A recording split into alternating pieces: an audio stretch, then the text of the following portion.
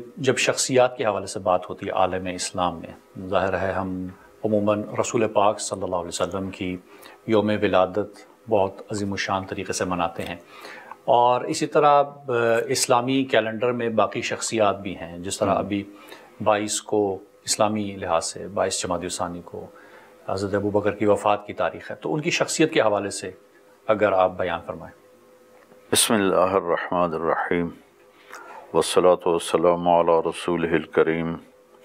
وعلی آلہ واصحابہ اجمعین۔ یہ بہت لمبا چوڑا سوال ہے، میں صرف دو باتیں عرض کروں گا۔ اللہ تعالیٰ کے محبوب صلی اللہ تعالیٰ علیہ وسلم جب بیمار تھے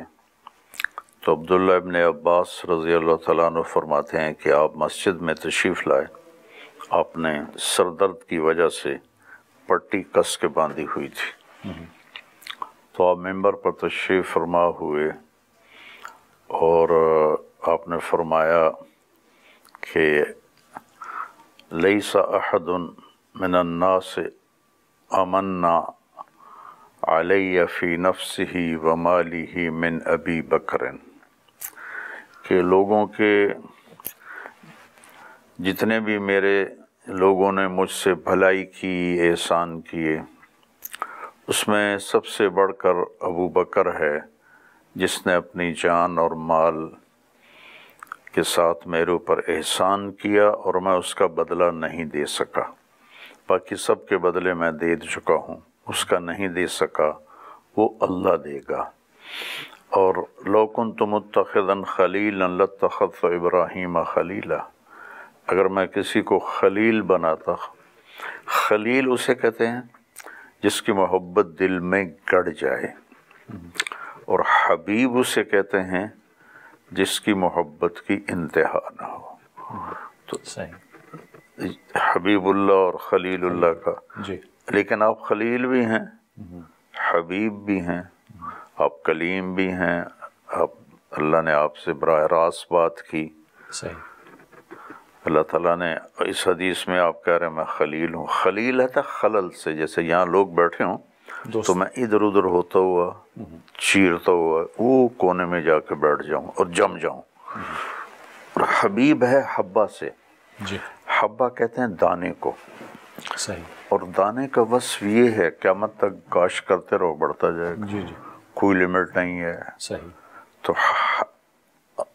آپ نے فرمایا میں حبیب اللہ، اس حدیث میں تو خلیل اللہ فرما لیکن میں نے چاہا ساتھ حبیب جوڑ دوں، کہ حبیب اس ہستی کو کہتے ہیں جس سے محبت کی کوئی انتہا نہ ہو۔ وہ اللہ اپنی ہر چیز میں لامحدود ہے، تو اس کی محبت بھی لامحدود ہے، اس لیے حبیب کے سوا کوئی لفظ یہاں آ نہیں سکتا تھا۔ تو آپ نے فرمایا میں اگر کسی کو خلیل بناتا تو ابو بکر کو بناتا، لیکن میں اللہ کا خلیل ہوں۔ اور جتنے دروازے کھلتے ہیں مسجد نبوی میں سارے بند کر دو، ابو بکر کا دروازہ کھلا رہنے دو۔ اور ایک قول میں بتاتا ہوں، ابو ہریرہ رضی اللہ تعالیٰ عنہ فرماتے ہیں دو شخصوں کے بارے میں یہ بولا گیا ہے۔ ابو ہریرہ رضی اللہ تعالیٰ عنہ فرماتے ہیں لولا استخلف ابو بکر لما عبد اللہ، اگر ابو بکر خلیفہ نہ بنتے تو اللہ کا نام لینے والا مٹ جاتا۔ اور تھوڑا سا اس کا میں بیک گراؤنڈ بتا دوں کہ جب عرب مرتد ہو گئے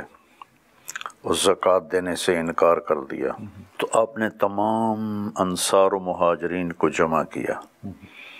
اور ارشاد فرمایا کہ بتاؤ اب کیا کرنا ہے۔ تو سب نے رائے دی کہ ابھی ہم کمزور ہیں، ان کی وہ کہتے تھے ہم زکوٰۃ نہیں دیں گے، نماز پڑھیں گے۔ تو سارے انصار و مہاجرین، سارے بڑے صحابہ، سب نے کہا کہ ابھی ہم اسی کو قبول کر لیتے ہیں کہ ہم کمزور ہیں، جب اللہ ہمیں قوت دے گا پھر ہم ان کو پکڑ لیں گے۔ تو کسی ایک شخص نے بھی آپ کی رائے جو آپ کے دل میں تھی اس کے مطابق رائے نہیں دی، تو آپ ممبر پر تشریف لائے، فحمد اللہ واثنى علیہ، وہ فرمایا کہ ان اللہ بعث محمدا والاسلام کل شرید قد رث حبله وقل اہلہ فجمعهم اللہ تعالی بمحمد صلی اللہ علیہ وسلم وجعلهم الأمة الباقية الوسطى فوالله لا أبرح أقوم بأمر الله وأجاهد في سبيل الله حتى ينجز لنا الله وعده ويفي لنا عهده ويقتل من قتل منا شهيدا في الجنة ويبقى من بقي منا وارث عباده في الأرض إن الله قال وليس لوعده خلف وعد الله الذين آمنوا منكم وعملوا الصالحات ليستخلفنهم في الأرض والذي نفسي بيده لو منعوني عقالا مما كانوا يعطون رسول الله صلى الله عليه وسلم ثم أقبل معهم الحجر والشجر والجن والإنس لجاهدتهم حتى تلحق روحي بالله إن الله لم يفرق بين الصلاة والزكاة. آگے بھی ہے، میں نے تھوڑا شارٹ کر کے آپ کو بتا دیا. آپ نے فرمایا کہ دیکھو اللہ تعالیٰ نے محمد صلی اللہ علیہ وسلم کو جب بھیجا تو والاسلام غریب طرید، اسلام اجنبی تھا اور ٹھکرایا ہوا تھا. والحق کل شرید، یہ میں بھول گیا تھا شروع، اور جو دین حق تھا وہ بالکل تھوڑا اور بہت ہی معمولی قسم کا تھا. صحیح. تو اللہ نے محمد مصطفیٰ صلی اللہ علیہ وسلم کے ذریعے سے ہمیں امت بنایا، اور اللہ نے وعدہ کیا ہم میں جو شہید ہوگا وہ جنت میں جائے گا، جو زندہ رہے گا وہ اس دھرتی کا وارث بنے گا، اور اللہ کا وعدہ ہے کہ میں ایمان عمل والوں کو خلافت دوں گا. اس ذات کی قسم جس کے قبضے میں میری جان ہے،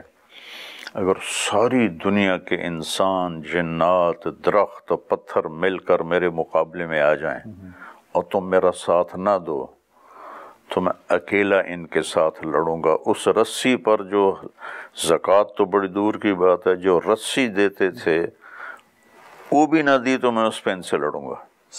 تو اس پر پھر سب صحابہ کا شرح صدر ہوا، پھر آپ نے ان سے قتال کیا اور اللہ نے اسلام کی ہیبت کو قائم کیا. تو اس کو سامنے رکھ کر ابو ہریرہ فرماتے تھے کہ لولا استخلف ابو بکر لما عبد اللہ، ابو بکر اگر اس وقت خلافت کو نہ سنبھالتے تو اللہ کا نام مٹ جاتا وہ. اور پھر امام احمد بن حنبل کے بارے میں یہ کہا گیا جب ایک فتنہ اٹھا تھا خلق قرآن کا کہ قرآن مخلوق ہے. یہ ایک علمی سی بات ہے، اس کو میں تفصیل نہیں کرتا ہوں، لیکن یہ بہت خطرناک فتنہ تھا. اس کو حکومت نے فل پاور سے چلانے کی کوشش کی اور ساری عوام علماء کو دبانے کی کوشش کی کہ جو ہم کہہ رہے ہیں وہ عقیدہ بناؤ کہ قرآن مخلوق ہے. تو امام احمد بن حنبل کئی قتل کر دیے گئے، کئی بھاگ گئے، وہ ڈٹ گئے. تو فرمانے لگے وہ اس زمانے میں ایک یہ جو منطق کا ارسطو کی منطق، ہاں منطق وغیرہ، یہ ہمارے مدرسے والوں نے نہیں چھوڑی، باقی تو ساری دنیا نے چھوڑ دی ہے، پتہ نہیں کیوں پکڑے بیٹھے ہیں. مامون حافظ الحدیث تھا اور عالم میں راسخ تھا، اور بشر مریسی سب سے پہلے یہ منطق کو لایا اسلام میں، مامون ترجمے کروائے. اور بشر ایک بہت بڑا منطقی تھا، اس کے دلائل، عقلی دلائل سے متاثر ہو کر قرآن کے مخلوق ہونے کا دعویٰ اس کو قبول کر لیا.